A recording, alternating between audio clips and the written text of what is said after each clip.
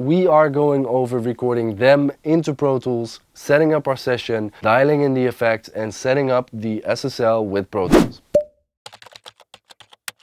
Last episode I showed you the input list and we did the patch bay, and now it is time to set up the SSL. Let's start with a quick run through the entire channel path of the SSL. On the top we've got the routing matrix that allows you to route your signal to anywhere on the desk. Then we've got the input section with the line input and the mic input. We've got a flip switch that allows you to flip between line and mic. Subgroup, that's more for mixing, so you can make a subgroup of these channels. Phase switches and 20 dB pads. Underneath the mic switches, if you press them down, you get 48 volt phantom power. Dynamics with a compressor and a gate. Filters, a parametric EQ. These are black knobs. I've got some pink knobs over here and some orange knobs. So we've got 3 styles of EQ. And in the middle of the EQ section, you've got the insert. Then underneath that, we've got the auxiliaries. We've got 1 stereo and 4 monos. Then underneath the auxiliaries, we've got the group output. Ready group for if you want to listen to what's going to your group output. And ready tape if you want to listen to what's coming back from tape or Pro Tools. A record enable knob. That doesn't do that much right now, but if you had a tape machine, that was really handy, so you could just remotely arm your tracks. It's an inline console, so we've got a small fader and a big fader. The way I've got it set up is that the small fader sends a signal to Pro Tools, and then it comes back on the large fader. The way SSL intended it was the other way around, so this sends to Pro Tools and that gets your monitor back. But I flipped the fader reverse button in the center section, and now those are inverted. Then we've got the panning section, and this is set up in quad. So it has 4 outputs, left back, left front, and right back. So you can engage that and mix in surround. Not that you would want to anymore, but hey, in the 80s, they thought that quad was the way to go. Got a scribble strip over here, so you can put all the names of what sources are on those channels. Let's start with that. Let's do that first.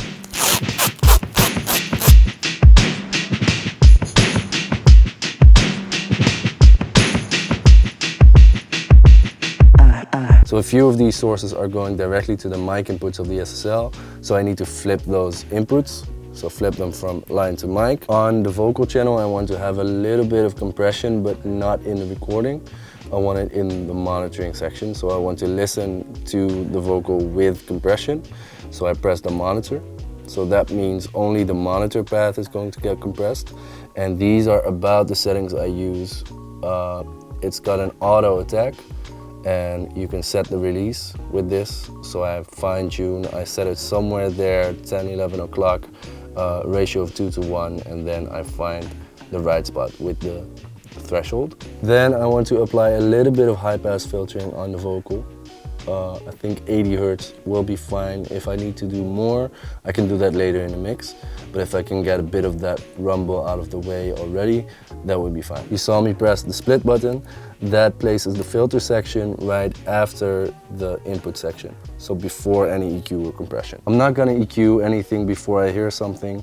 So I'll just leave the EQ in the neutral position, and as soon as I hear something I need to take out or I want to add, I'll grab the EQ and fine tune it. The auxiliaries, I set everything to pre.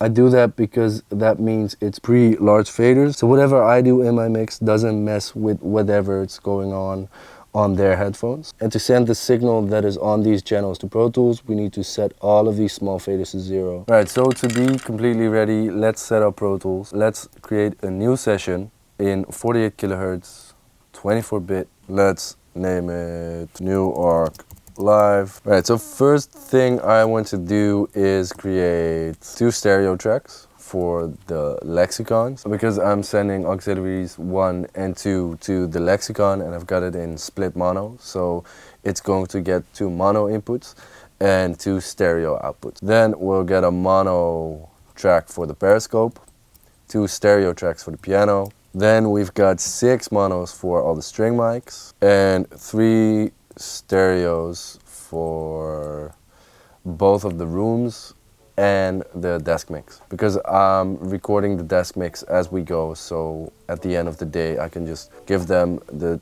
mix that I have on this desk put a limiter on there so they can listen back to it and quickly make a decision of which take they want to use for the mix. Then let's name it. So that's going to be Lex A, Lex B, Periscope, Piano 87, 84, Fox, Fox Parallel, Violin, Viola 1, 2, Cello, Bass, Low, High, Backroom, the room, B, that stands for print, desk mix, and then a few auxiliaries. Let's make 4 stereo auxes. Let's solo save them. That's Shift Alt Command and then the solo button. It solo saves the solo button. Then again Shift Alt Command on the input. Then we go to a bus, verb, delay, slap and chorus. That is what I want to do today. And those we will send to 9 and 10. So I'm holding Shift Alt to do all selected. I just want to have all these auxes go to 9 and 10 on the desk. Desk mix can go to 1 and 2. Now we can't open 1 and 2 anymore, but that's okay because 1 and 2 goes directly to the digital input of my grain song Ever Set, and that will never go to the desk at all. Okay, so let's work from the top. Lexicon A, Lexicon B. Let's give them a nice color. Then the input is going to be 11, 12, 13, 14.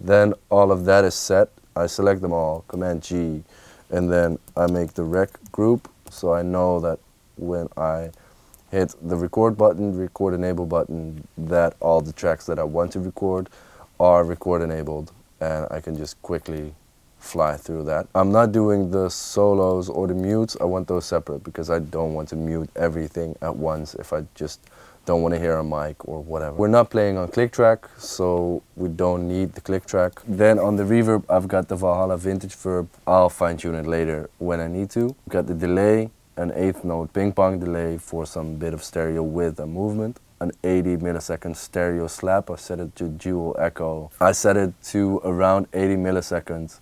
And I make sure these are 5 or 10 milliseconds apart, so you get a bit of stereo width. H3000 for chorus. I'm starting out with the dual H910s, one of my favorite presets on the H3000. That is Pro Tools. Let's record something.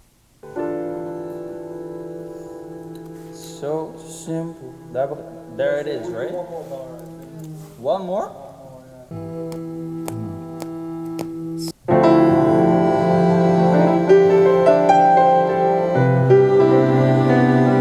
I'm rolling. But love, hey, take 1. Okay, then all that's left to do is to mix it. I mixed it on the desk. I did a hybrid version, but every channel is coming back to the desk again. I kept the same setup as the recording session.